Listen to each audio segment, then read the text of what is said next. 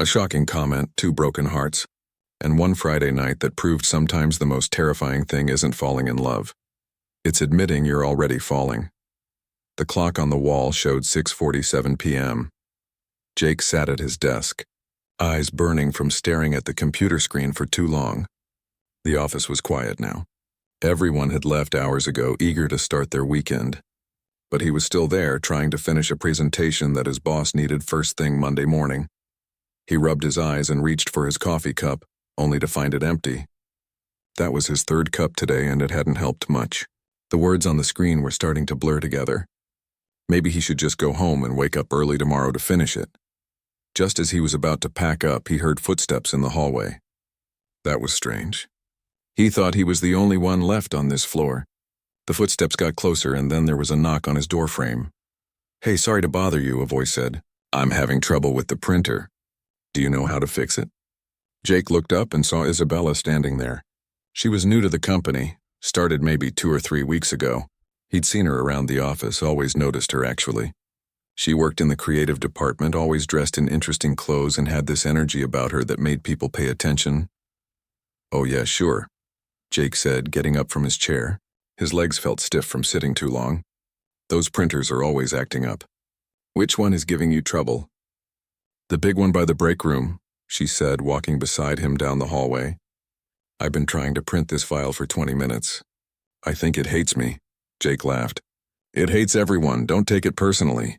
They reached the printer and Jake bent down to check the paper tray. Sure enough, there was a paper jam. He carefully pulled out the crumpled paper and reset the machine. "Try it now," he said, stepping back. Isabella hit print on her phone and the machine whirred to life. Pages started coming out perfectly. "You're a lifesaver," she said, gathering her papers. "I was about to give up and just email everything instead." "Happy to help," Jake said. There was a pause, kind of awkward, kind of not. "So you're working late on a Friday too, huh?" "Yeah," she sighed, leaning against the counter. "I volunteered to help with this pitch and now I'm regretting it." "What about you?" "Presentation due Monday." "Should have started it earlier, but you know how it is." Isabella laughed. "Story of my life. I'm really good at convincing myself I work better under pressure." They stood there for a moment and Jake realized something. They'd never really talked before.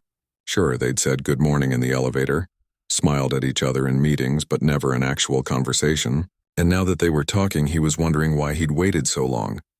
"Have you been to Japan?" Isabella asked suddenly, noticing the small photo on his desk through the open door of his office. "Yeah, last year," Jake said, his face lighting up. "Tokyo, Kyoto, and a few smaller cities. It was incredible." "No way." "I went 2 years ago," Isabella said, her eyes brightening. "I spent 3 weeks there. Best trip of my life." They started talking about their favorite spots, the temples they'd visited, the food they'd tried. Jake mentioned this tiny ramen shop in Tokyo that had no sign and only 8 seats. Isabella knew exactly which one he was talking about. She'd eaten there too. The conversation flowed easily after that. They talked about movies they'd watched recently, books they were reading, how the office coffee was terrible, but they both drank it anyway. Jake couldn't remember the last time he'd connected with someone this quickly. He glanced at his watch. It was almost 7:30. They'd been talking for 40 minutes. "I'm starving," Isabella said, as if reading his mind. "I haven't eaten since lunch." "Same here," Jake admitted. "I was going to grab something on the way home." "There's that Italian place 2 blocks away," Isabella said. "I've been wanting to try it." "Want to get dinner?" "I mean, we're both hungry, we're both stuck working late." "Might as well." Jake hesitated for just a second. Not because he didn't want to. He definitely wanted to. But because something about this felt different. This wasn't just 2 co-workers grabbing food. Or maybe it was, and he was reading too much into it. "Yeah, that sounds good," he said finally. They went back to their offices to pack up.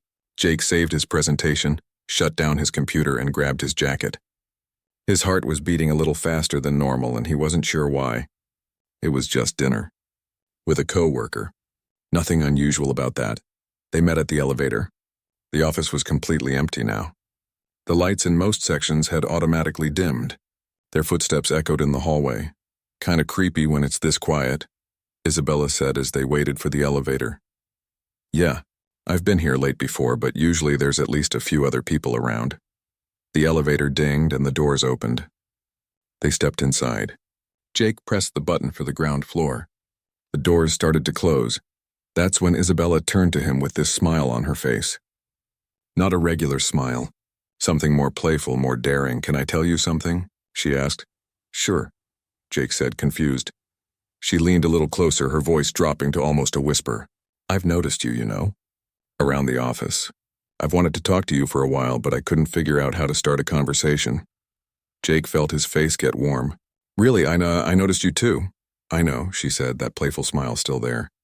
"I could tell." The elevator was still going down. Jake didn't know what to say. His brain seemed to have stopped working properly. Then Isabella said it. Those words that would replay in his head 100 times later.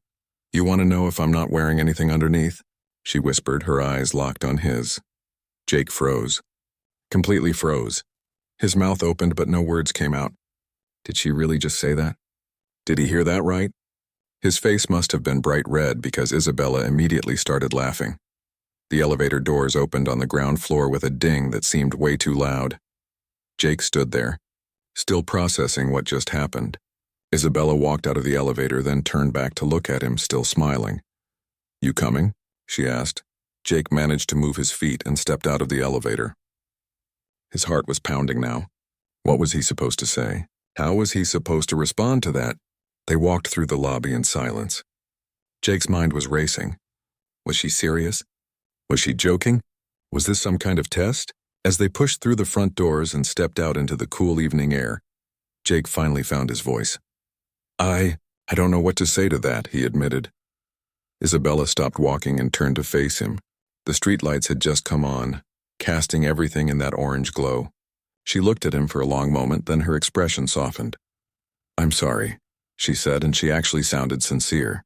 "That was too much. I have this problem where I say things without thinking. My friends always tell me I need a filter. No, I just..." Jake ran his hand through his hair, trying to gather his thoughts. "You caught me completely off guard. I could tell," Isabella said with a small laugh. "Your face went about 5 different shades of red." They started walking toward the restaurant, the awkward moment slowly fading. But Jake couldn't stop thinking about it. About her. About what any of this meant. And somewhere in the back of his mind, a small voice was saying that this Friday night was about to become a lot more interesting than he'd expected. The restaurant was small and cozy. Warm lighting, red checkered tablecloths, and the smell of garlic and fresh bread filled the air. A server led them to a corner table, away from the few other diners scattered throughout the room. Jake sat down, still feeling off balance from what happened in the elevator. Isabella seemed completely relaxed now, looking over the menu like nothing unusual had occurred. "The pasta here is supposed to be amazing," she said. "My friend told me about this place." "Yeah, I've heard good things," Jake replied, trying to sound normal.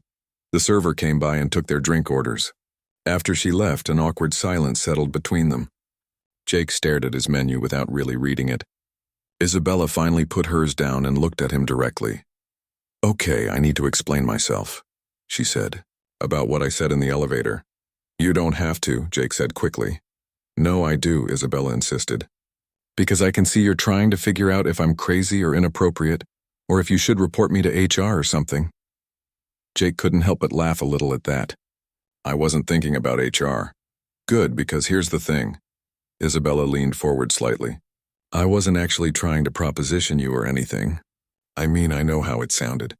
But I've noticed you around the office, and every time we're in the same room, you get all nervous and professional, so I wanted to see what would happen if I completely broke that professional barrier." "Well, you definitely did that," Jake said. I know. It was too much. I do this sometimes. Test boundaries, see how people react. It's a bad habit." She paused. "But also, I kind of wanted to see if you were actually interested or if I was just imagining the way you look at me sometimes." Jake felt his face getting warm again. "I didn't think I was that obvious." "You're not. I just pay attention." Isabella smiled. "So was I imagining it?" The server returned with their drinks, giving Jake a moment to think. After she left again, he took a sip of water and decided to be honest. "No, you weren't imagining it," he said. "I've noticed you since your first day. But I've been keeping my distance. Why?" "Because," Jake hesitated. "Because I just went through a divorce 6 months ago. It was finalized in April, and I'm not really sure I'm ready for anything complicated." Isabella's expression softened. I'm sorry. That must have been hard. It was. Still is sometimes. Jake found himself wanting to explain more. We were together for 5 years, married for 2, and it wasn't dramatic or anything. We just grew apart, became different people. By the end, we were more like roommates than anything else. That sounds harder in some ways, Isabella said, when there's no big fight or betrayal, just this slow realization that it's not working anymore. Exactly, Jake said, surprised at how well she understood. Everyone kept asking what happened, like there had to be some specific reason. But there wasn't. We just weren't right for each other anymore. They ordered their food and the conversation kept flowing. Isabella told him about her last relationship, how she'd felt trapped and small in it, how her ex had all these expectations about who she should be, and she'd tried so hard to fit that image that she'd lost herself somewhere along the way. When I finally ended it, it felt like I could breathe again, she said, but it also made me realize I have this pattern.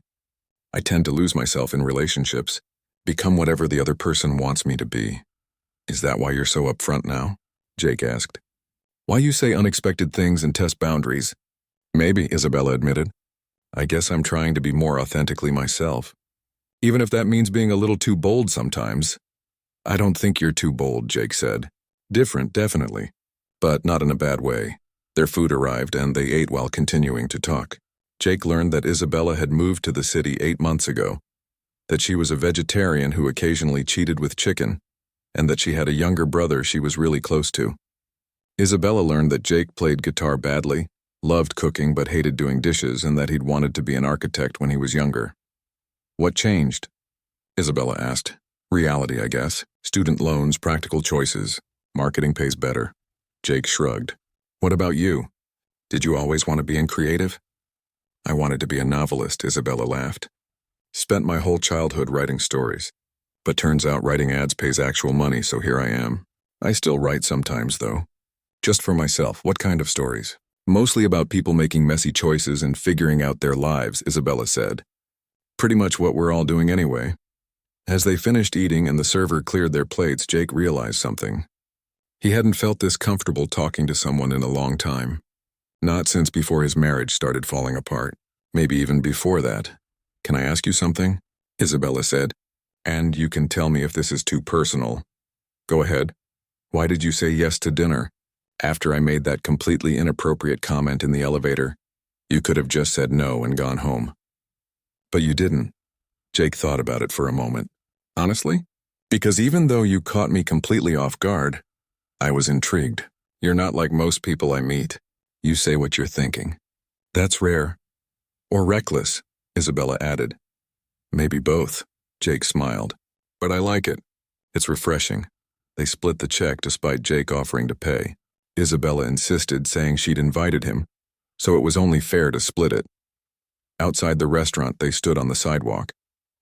The night had gotten cooler and Isabella pulled her jacket tighter around herself. So, she said, this was nice. It was, Jake agreed. Are we going to be weird at work now? Isabella asked. Because I can do professional and normal if we need to pretend this didn't happen. I don't want to pretend it didn't happen, Jake said. But I also don't know what happens next. Isabella pulled out her phone. How about we start with this? Give me your number. No pressure, no expectations. Just 2 people who had a good conversation and might want to have another one sometime. Jake gave her his number. She sent him a text with a simple wave emoji so he'd have hers. There, she said. Now we're officially friends who have each other's numbers. Friends, Jake repeated. The word felt both safe and disappointing at the same time. Yeah, friends, Isabella said. But there was something in her eyes that suggested she was thinking the same thing he was. That friends might not be the whole story. They walked to the parking garage together. Their cars were on different levels, so they said goodbye at the elevator. Hey, Jake, Isabella said as he was about to walk away. Yeah? I'm sorry again about that comment in the elevator. I really do need to work on my filter. Don't, Jake said. Don't apologize for being yourself. That's the part I like best. Isabella smiled, a real, genuine smile that made something in Jake's chest feel warm. As he drove home that night, Jake kept replaying the evening in his head. The conversation, the laughter, the way Isabella looked at him when she was being serious. He knew he should be careful. He'd just gotten out of a relationship. She'd just gotten out of one too. This was probably a terrible idea, but when his phone buzzed at a red light and he saw her text saying, "Thanks for dinner. Let's do it again sometime," he found himself smiling like an idiot. Maybe terrible ideas were worth exploring sometimes. Monday morning felt different. Jake got to the office early, but not to avoid anyone. He just couldn't sleep well. He kept thinking about Friday night, about Isabella, about what any of it meant. The office slowly filled up with people. Jake focused on his work, or tried to.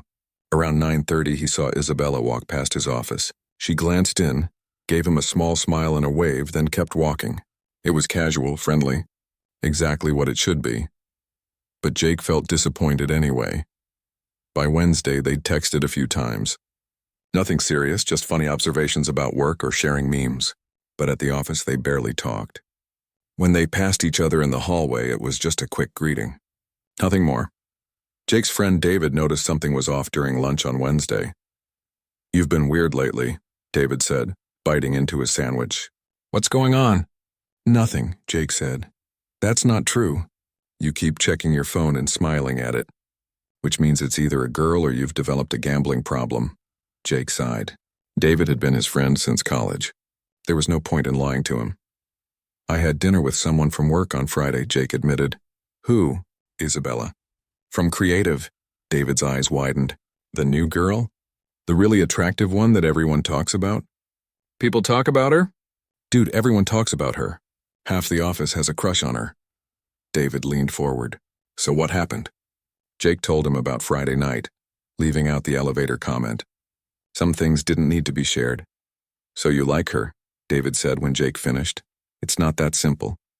"It never is. But you like her, she clearly likes you. What's the problem?" "The problem is we work together," Jake said. "And you know how the company is about relationships between employees. Remember what happened to Kevin and Amy?" David made a face. "That was different. They were fighting in the office, making everyone uncomfortable. You and Isabella are adults. You can handle it professionally. Maybe. Or maybe it becomes a whole thing. People gossip, HR gets involved. Someone has to transfer departments.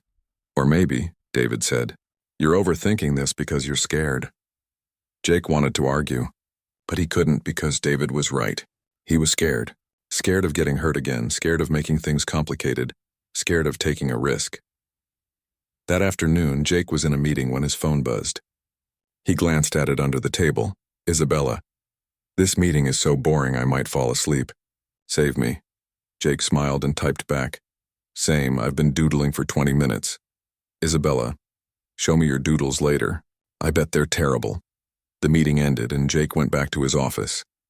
He tried to focus on work, but his mind kept wandering. He wanted to text Isabella, wanted to find an excuse to go talk to her. But he also didn't want to seem too eager or make things weird. Around 4 p.m., there was a knock on his door. He looked up, expecting David or maybe his boss. Instead, it was Isabella. "Hey," she said, leaning against the doorframe. "Got a minute?" "Sure, come in." Isabella closed the door behind her, which was unusual. Jake felt his heart rate pick up a little.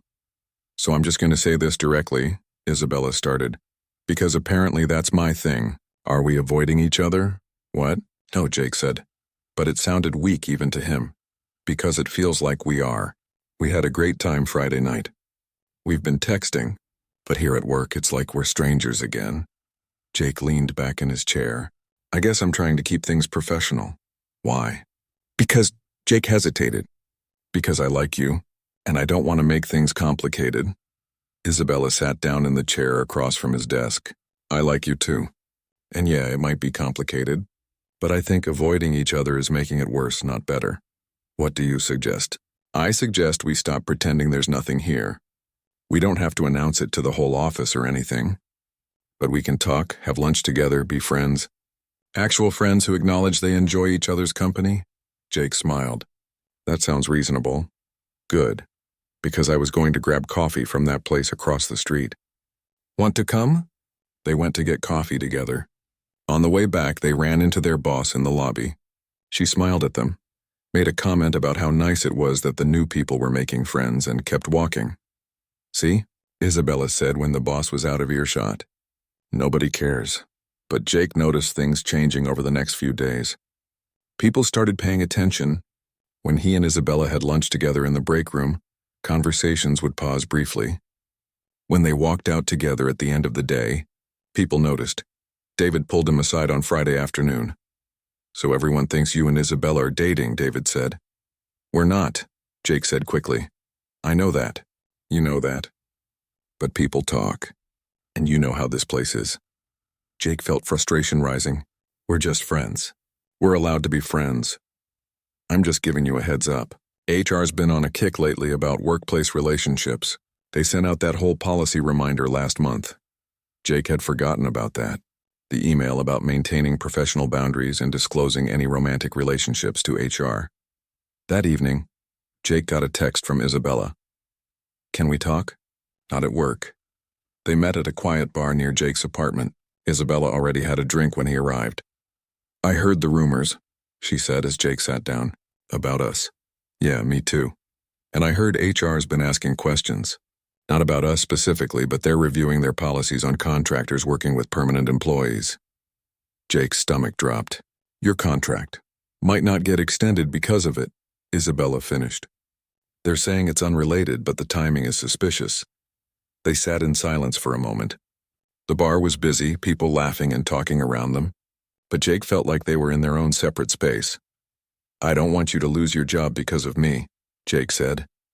"You're not making me lose anything," Isabella said firmly.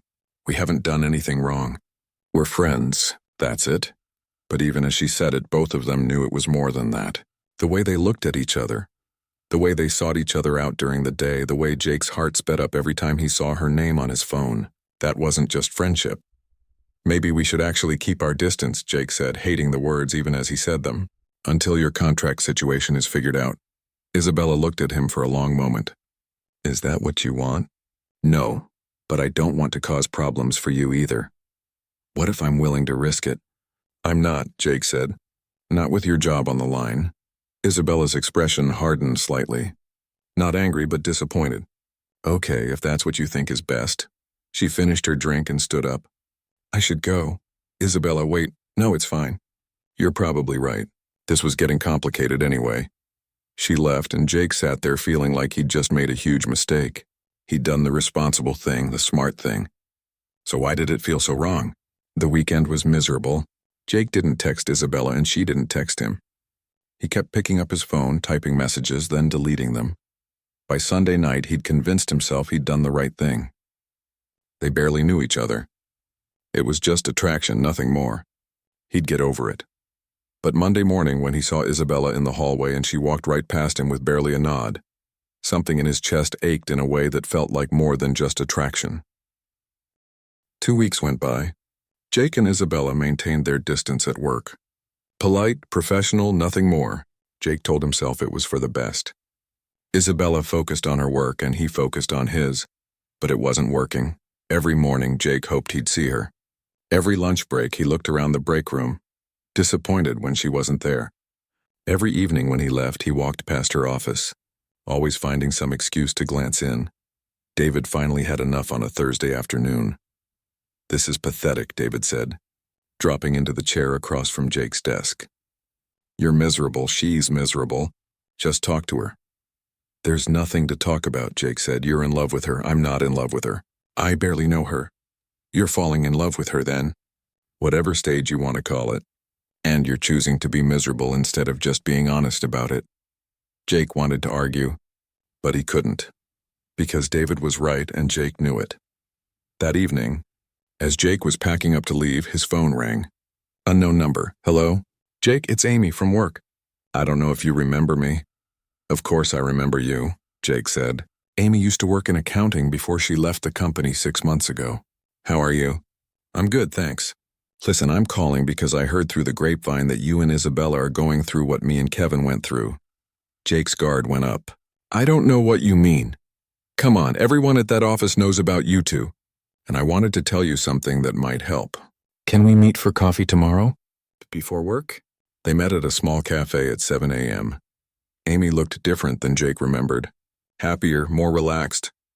"So here's what I wanted to tell you," Amy said after they got their coffee. "When Kevin and I started dating, we tried to hide it. And it made everything worse. The sneaking around, the lying, the stress. That's what made us crazy. That's what made us fight at work. I heard you two had to leave because of HR, Jake said. That's what everyone thinks. But the truth is we left because we wanted to.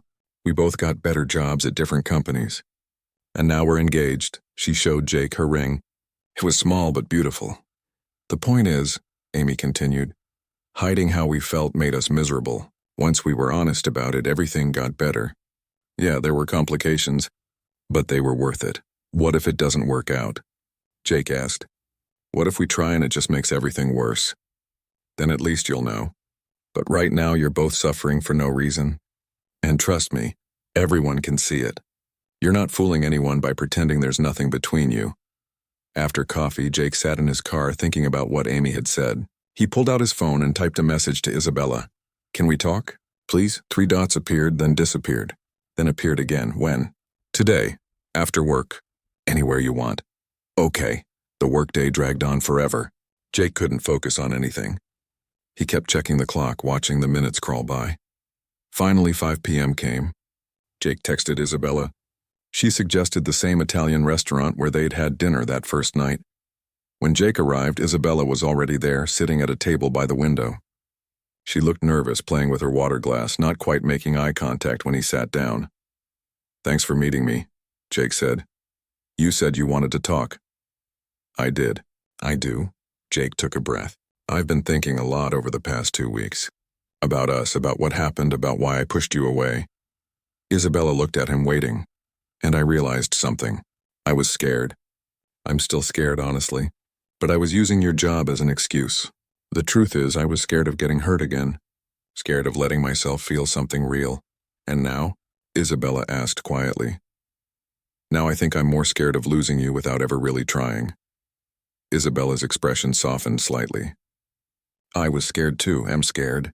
My last relationship messed me up more than I like to admit. The idea of letting someone in again, of being vulnerable. She trailed off. It terrifies me. So we're both terrified, Jake said with a small smile. Seems like it. They sat in silence for a moment. The server came by and they ordered without really looking at the menu. I need to tell you something, Isabella said after the server left, about that comment I made in the elevator. The first night we went out. You already explained that. No, not fully. See, I wasn't just testing you or being impulsive. I was protecting myself. What do you mean? I have this pattern. When I start to like someone, really like them, I sabotage it. I say something shocking or push them away before they can hurt me. It's like a defense mechanism. So that comment was you trying to push me away? In a way, yeah. I thought if I shocked you enough, you'd run, and then I wouldn't have to deal with actually liking you. Isabella laughed bitterly. But you didn't run. You stayed. And that scared me even more. I'm not going to hurt you, Jake said. You can't promise that. Nobody can. You're right. I can't promise I won't hurt you, and you can't promise you won't hurt me. But I can promise I'll try my best, and I can promise I want to figure this out. Isabella looked at him for a long moment. What if my contract doesn't get extended? What if I have to leave? Then we figure it out. Long distance, or I'll help you find something else, or I don't know. But I don't want to not try just because it might be hard. When did you get so brave? Isabella asked, a small smile forming. About 5 minutes ago. I'm still terrified, by the way. Isabella reached across the table and took his hand. It was the first time they'd really touched since that night 2 weeks ago. Her hand was warm, her fingers lacing through his. I'm terrified too, she said. But maybe we can be terrified together. Their food came and they talked for hours. Really talked about everything. Jake told her about the final days of his marriage, the arguments that went nowhere, the silence that was worse than fighting. Isabella told him about her ex, how he'd wanted her to be someone she wasn't, how she'd lost herself trying to please him. I don't want you to be anyone but yourself, Jake said, even when you say shocking things in elevators. Isabella laughed. I'll try to keep the shocking comments to a minimum. Don't. That's part of who you are. They talked about work too, about the rumors and the policies. They decided they'd be honest about seeing each other if anyone asked directly, but they wouldn't make a big announcement. They'd keep things professional at the office and let their personal relationship develop outside of work. When they finally left the restaurant, it was almost 10 p.m. They'd been talking for 4 hours. In the parking lot, they stood by Isabella's car. The night was cool, stars visible despite the city lights. "So," Isabella said, "are we doing this? Really doing this?" "If you want to," Jake said. "I do." "I really do," she paused. "But I need you to know something. I'm going to mess this up sometimes. I'm going to say the wrong thing or push you away when I get scared. It's what I do. And I'm going to be too cautious sometimes. I'm going to overthink things and try to protect us from problems that might not even happen. So we're both a mess," Isabella said. "Pretty much." "Good. I don't trust people who have it all figured out," Jake laughed. Then, without overthinking it for once, he leaned in and kissed her. It was soft and brief, but it felt like a promise, like a beginning. When they pulled apart, Isabella was smiling. "About time." "Yeah," Jake agreed. "About time." 3 months passed. Jake and Isabella kept their relationship mostly private, but not secret. When people asked directly, they were honest. Some coworkers smiled knowingly, others gossiped, but most people didn't care as much as they'd feared. Isabella's contract situation worked itself out. She was offered a permanent position in a different department, which actually made things easier. They weren't working directly together anymore, so there were no conflicts of interest. They fell into a routine. Lunch together twice a week. Dinner at least 3 times. Weekends spent exploring the city, trying new restaurants, staying in and watching movies. Jake met Isabella's brother, who immediately liked him. Isabella met Jake's parents, which was terrifying for both of them, but went surprisingly well. It wasn't perfect. They had arguments. Isabella still pushed him away sometimes when she got scared. Jake still overthought things, trying to protect them from imaginary problems. But they talked through it. They learned each other's patterns, each other's fears. One Saturday morning, they were having breakfast at Jake's apartment. Isabella was wearing one of his shirts, her hair messy from sleep, reading something on her phone while Jake made pancakes. "I got offered a job," Isabella said suddenly. Jake's heart dropped. "What?" "It's a creative director position. Great pay, amazing opportunity." She looked up from her phone. "But it's in Chicago." "Chicago," Jake repeated, trying to keep his voice neutral. "That's a 9-hour drive. 2-hour flight." Isabella put her phone down. "I haven't responded yet." Jake turned off the stove and sat down across from her. "Do you want to take it?" "Part of me does. It's exactly the kind of job I've been working toward, but you're here, and for the first time in a long time, I don't want to run away from something good just because of a career opportunity." "You're not running away. You're considering a good opportunity." "I know, but in the past I would have already said yes. I would have used work as an excuse to avoid dealing with a relationship. But this time," Isabella reached across the table and took his hand. "This time I want to stay." Jake felt something,